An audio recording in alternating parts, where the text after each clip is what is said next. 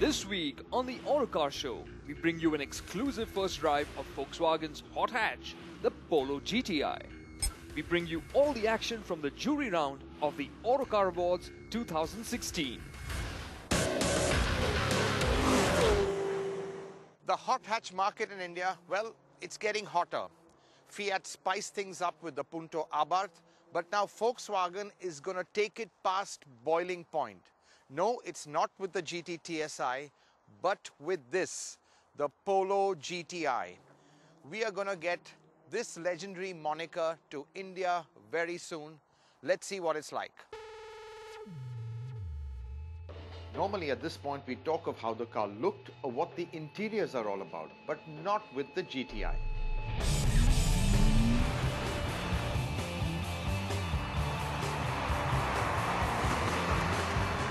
First things first, I was behind the wheel in a flash. After all, the reason why anyone would want one of these would be for the sheer thrill of driving. And a big part of that thrill comes from the absolute cracker of an engine. Now this Polo has a 1.8 TSI engine developing around 190 bhp, and in a car that weighs just around 1200 kilos, it is very, very quick. Woo! Having tasted this engine under the hood of other VW group cars, what surprised me this time is that there's just hardly any turbo lag. The Polo pulls strongly from low revs, pinning you down into the contours of your seat all the way to the red line. Before I realize I'm doing 200 clicks in a Polo. Unbelievable. Oh my, yeah, just floor it and she goes and she goes.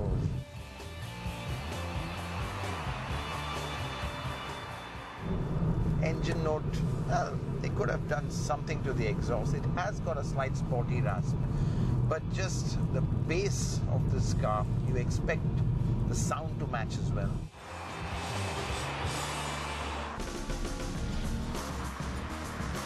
Now the official figures say that the Polo bolts from 0 to 100 in just 6.7 seconds. Now that's 2 seconds quicker than the Abarth Punto. But that's not all. Top speed is rated at 236 kph, which makes it quicker than many luxury sedans. Now I'm driving a manual here, but India will get the 7-speed twin-clutch auto. Now it's not just the engine, but even the chassis has been beefed up as well. This thing is really hunkered down. It's much tauter, the steering is much quicker. It really darts from corner to corner. But I have to say, the Volkswagen steering always been a bit of a weak point for me. It feels just a little bit too numb. Feels like you're driving with some heavy gloves on. The steering may not offer ultimate feedback, but it's still quick and accurate. The 17-inch tires cling to tarmac like 4 hungry leeches that just don't want to let go. This does live up to the GTI name, boy. Oh, just look at the way it just grips. It grips, grips, grips, grips. Woo! There's hardly any body roll, and equipped with a limited slip diff that's hooked up to the stability control system, the Polo GTI is remarkably neutral. I have to push really hard to break traction. Whew, that was fun.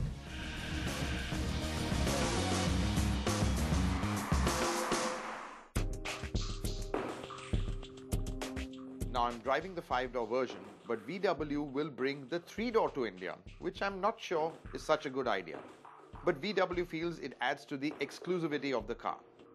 Other than that, it still looks very much like a regular Polo. Of course, the ride height is reduced, so it looks nicely hunkered down. You also get GTI cues like the honeycomb grille, red accents all over the car, the flat bottom steering wheel with the GTI logo, and tartan seats. Now these seats are very GTI, but I doubt they will make it to India. And most likely VW will have to cover the insides in as much leather or fake leather as possible to justify the price tag.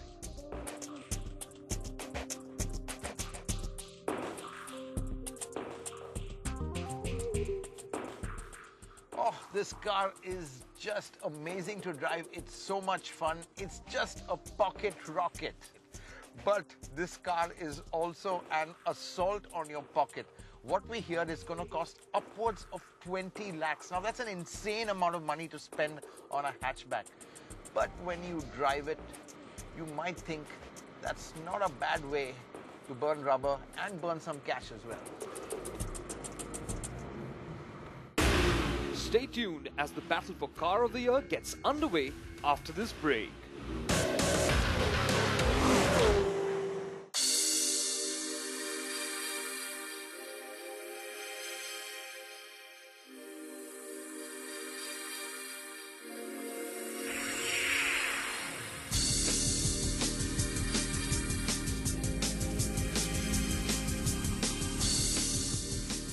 Life in the auto industry has always lived in the fast lane, and that's exactly how it is for us. Well, every year there's so many launches. We think it'll slow down, but it never does.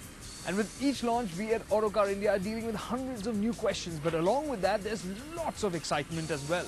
And at the end of the year, the excitement just gets higher and higher. Well, that's because we get to take all the cars we've reviewed through the year, put them together in one place, put them head to head, have animated discussions to answer just one question. Which is the car of the year? That's right, it's time for the 2016 Autocar Awards. Presented by Reliance General Insurance and powered by Speed. For the 2016 Autocar Awards, there are as many as 23 contenders in the fray. Price tags range from under 3 lakh rupees to over 2 crore rupees. And there's plenty in between.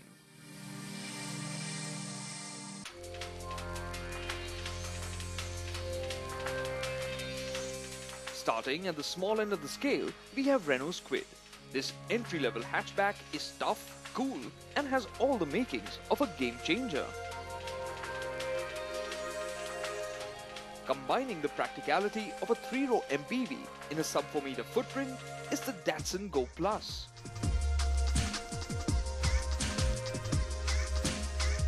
The stylish and modern hatchback from Tata, the Bolt, aims to take on the best from the East and the West. This Ford hatchback has been built to please the Indian crowds. But is the Figo Ford enough? Maruti Suzuki adds zing to the battle of large hatchbacks with the capable and stylish Baleno. The Jazz is known for being ultra-spacious, super sensible and rock solid. And the all-new Honda is even better than before. Ford's mid-size sedan, the Aspire, has all the goodness of the Figo, but with the added practicality of a boot. Maruti Suzuki's S-Cross takes on the compact SUV competition with a different stance. Renault's MPV, the Logi, isn't pretty, but it has many virtues that make it an enduring people mover. Volkswagen's Beetle is unmistakable, even in its more masculine guise. And now it's fun to drive as well.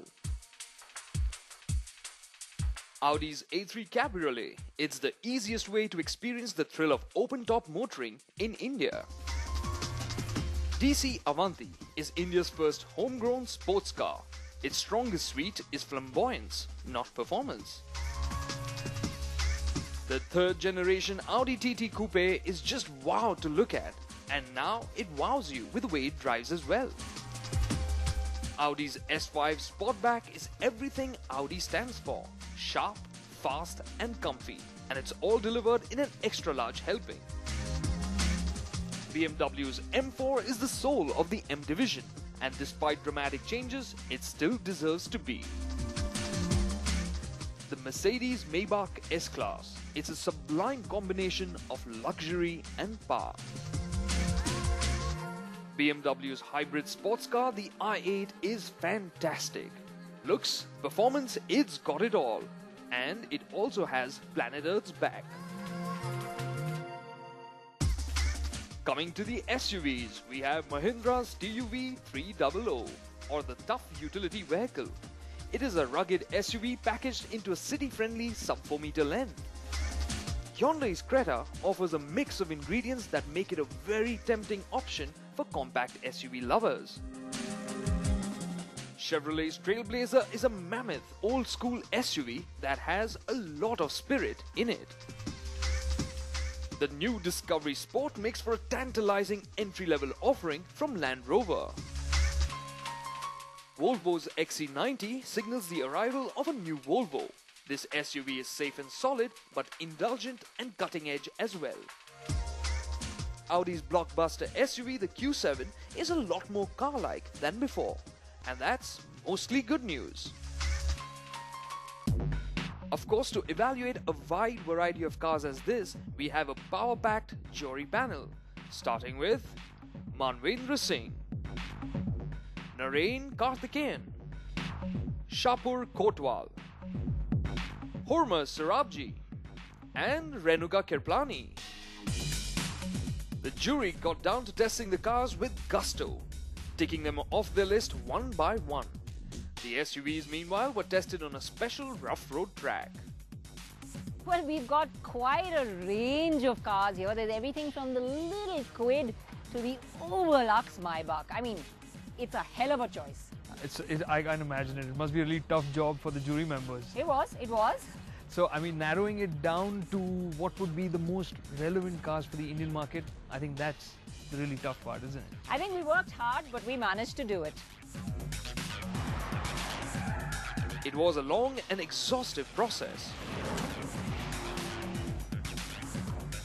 And it all boiled down to these 6.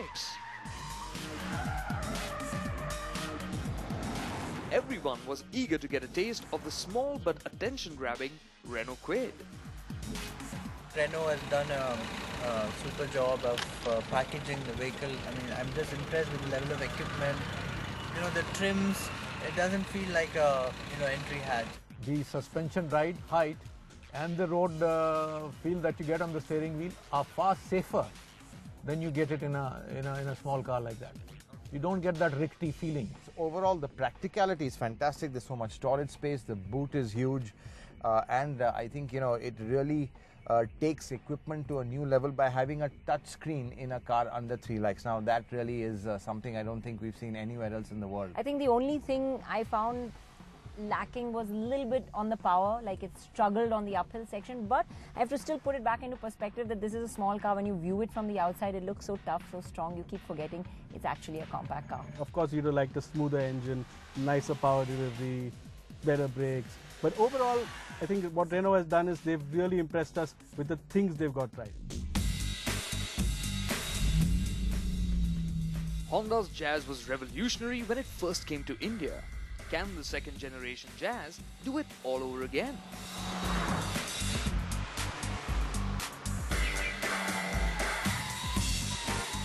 So this is the second generation Jazz, and clearly it's got the strengths of the older one, which is very clever packaging. It's an extremely spacious car, very intelligently designed from the interior, lots of good storage spaces. And being a Honda, it's pretty sharp to drive as well. Got a decent steering. The 1.2 engine lacks a bit of mid-range punch, but really is pretty rev happy. And I think this time around, they've got the pricing right, which makes it far more attractive than before. It's less expensive, it's nicer on the inside, it's got just as much space, maybe a bit more power from the engines. Otherwise, it's a great package. Honda's fit and finish quality is legendary. Everybody is aware of it. It's definitely an upmarket car amongst all the contenders. From the looks point of view, it's more practical, but you don't have, it's not a standout. And similar with the same with the interiors, quality is very good. Honda does a very good job on the fit and finish, but it's just very bland. I think if there's one thing lacking, it's performance, especially coming on the uphill sections. I really felt this engine struggling a bit, and I think that's what lets it down, because you expect, those wonderful engines from Honda, especially when it's petrol.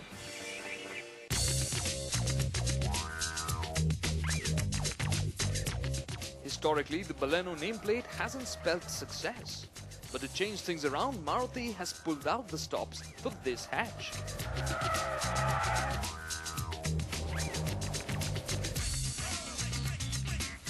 One always thought of Maruti as a car which was for the masses. But with the Baleno, they've taken it to a different level. Pleasantly surprised with this car. In terms of comfort, in terms of fit and finish, and I think it's a little soft, but it's a nice thing. I think that's what the Indian consumer needs. It doesn't need a hard riding car. A lot of interesting things on the inside. You have touchscreen, you have Apple CarPlay, which is like a first in the segment. So a lot of new things going on here. The interiors are nice. It gives you that feeling of being, you know, a luxury hatch. Now, I think what I really like is this petrol engine. It's nice to drive and the car feels light and easy. Compared to the Swift, you know, the Swift was always a nice handling car. It didn't have too much roll and so on. It was much more crisp, more livelier to drive, and this is just a little bit dull from that point of view. The way you sit in it, and for some reason it just doesn't have that little bit of that sportier appeal the Swift had. Again, there are shortcomings. Interiors are a bit drab with these all black interiors, and overall the car really doesn't give you a huge sense of luxury which you are expecting, because this car is sold under the Nexa premium brand. But overall, a Baleno, really a fantastic package, really a great hatchback.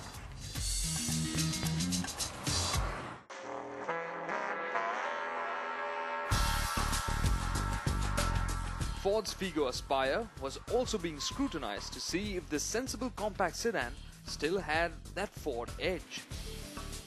The engine is quite strong, very drivable. To simulate our traffic conditions, I think this would handle it quite well. I'd forgotten really how much fun the Figo Aspire is to drive. It's got a nice peppy engine, it handles nicely, the ride quality is good, so it's got a lot of good points going for it. Nothing like the previous generation Ford. The other cars used to be crisp to drive and handled really well, but that DNA is gone, and it's more, maybe rides a little bit better, but it has no character at all. I think they've done a very good job. I mean, the fit and finish, the quality of the product, the ride of the product, the performance of the product is really spot on. Really a car that is a great package from an overall ownership perspective. But it does lack a little bit of that fun factor which previous Fords had. But again, if you look at the price point this has come at, it's pretty good value for money.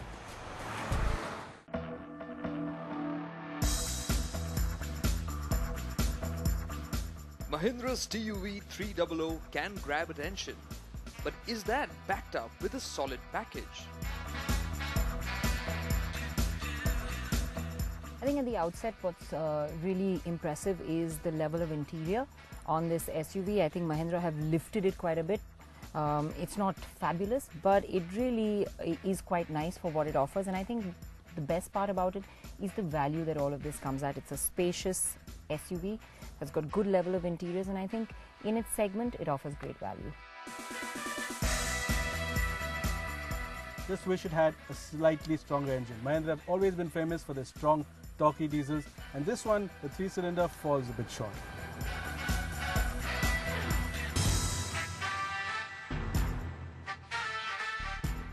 Hyundai's Creta has come a bit late to the compact SUV party, but the moot point is, has it come prepared? It rides nicely, drives nicely, and I think one of the best driving Hyundais we've experienced so far. Great engine. They've used the same engine from the Verna. Beautifully smooth, punchy diesel. Nice look to the car, nice stand-up SUV profile. Good interiors, good comfort, decent ride. The only thing missing really is four-wheel drive, but quite frankly, most owners aren't really going to go off tarmac, so that's just an unnecessary weight and perhaps even cost penalty. But if you want to use it really in a hardcore off-road situation, probably it won't serve your purpose.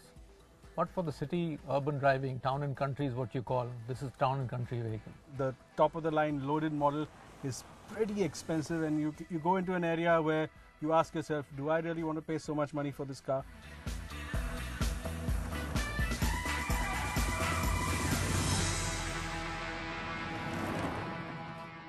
Man, even after narrowing the field down, the judging process was looking not very easy. It isn't, Karthik, and I think, every year when I test drive a car, I say, clear winner. One standout car. One standout.